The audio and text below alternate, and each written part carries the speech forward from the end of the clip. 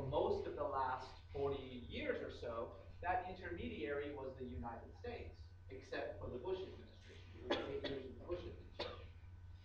When President Obama came to office, he decided that he was going to do things differently. In fact, he made a number of grand promises that, unlike previous administrations, his was going to be the first administration that was going to really roll up its sleeves, get its hands dirty, get these two sides together, force each of them to sacrifice, to make compromises, and to bring a peace process to the table once and for all to create a two-state solution, which of course, remember, all the way back to UN 242 is the standard peace process here, which everybody knows and everybody agrees to.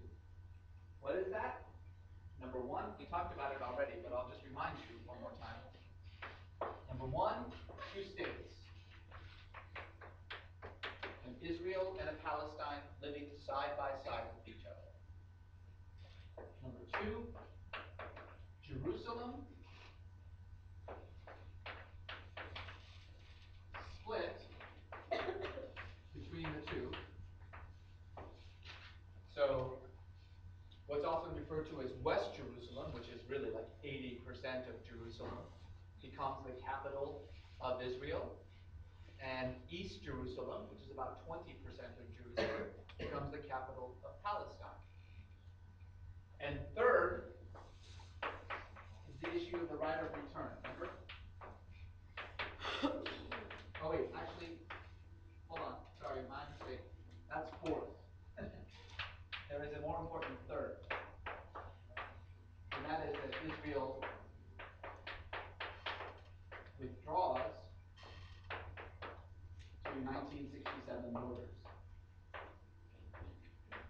What happened in 1967? That was the Six-Day War, remember? In which Israel became the occupying power over the West Bank and over Gaza.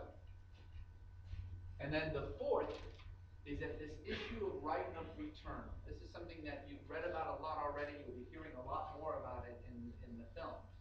This notion that, hey, 500,000 Palestinians, people who actually lived in this land, who have lost their homes, who were kicked out of this land, they would say they were kicked out, forced out by Israel. Israel says, no, they left voluntarily in the middle of a war.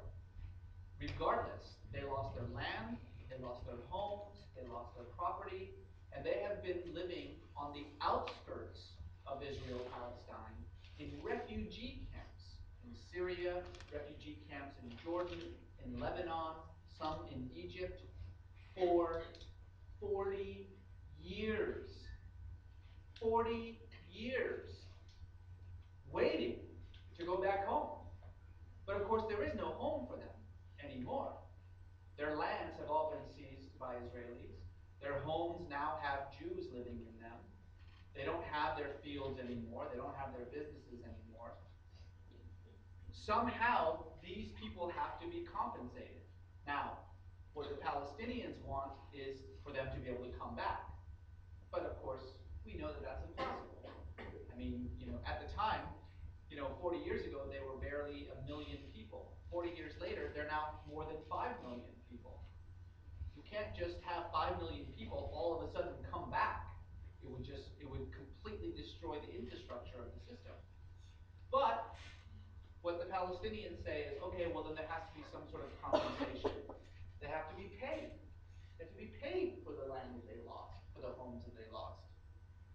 These four issues, two states living side by side, Jerusalem being split between them, West Jerusalem becomes the capital of Israel, East Jerusalem becomes the capital of Palestine, that Israel withdraws back to its 1967 borders. And let me just say one thing about this, by the way. Israel sometimes says, well, that's fine and everything. It's just that for 40 years, we've been, in this occupied land. We can't just uproot. We have millions of people living in the West Bank. We can't just uproot them. In some cases, that's true. So what the Palestinians have said is, okay, then, you withdraw mostly to the 67 borders, and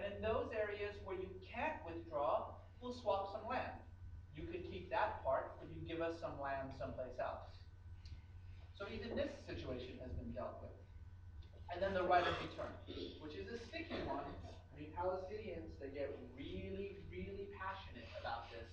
You know, it's a sticky one. They feel like, look, these people lost their homes. They were forced out of their land. They deserve to come back. But they also recognize that that's really not going to happen. So this compromise to this solution, this intractable problem. What do we do about this Israeli-Palestinian conflict that's been going on since 1948? What do we do about it? Well, the truth is that everybody knows what we do about it.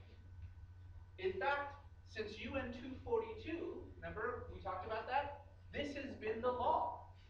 And even more interestingly, almost every single government in Israel and amongst the Palestinians has accepted this two-state solution, this roadmap to the two-state solution. For decades, this has been the answer to this problem. So what the hell? What's going on then? Why are we as far from creating this two-state solution than we'd ever been? Well, this is the question that President Obama was dealing with when he came into office. And he promised that unlike previous presidents, he was going to bring these two groups together and force them to deal with this issue. And in fact, after he was elected, he made a number of speeches in which he said, look, we know what we need to do. Let's get on it. The only way to do this is to get both sides to kind of give a little bit. And so what he did was he got the Arab side, not just the Palestinians,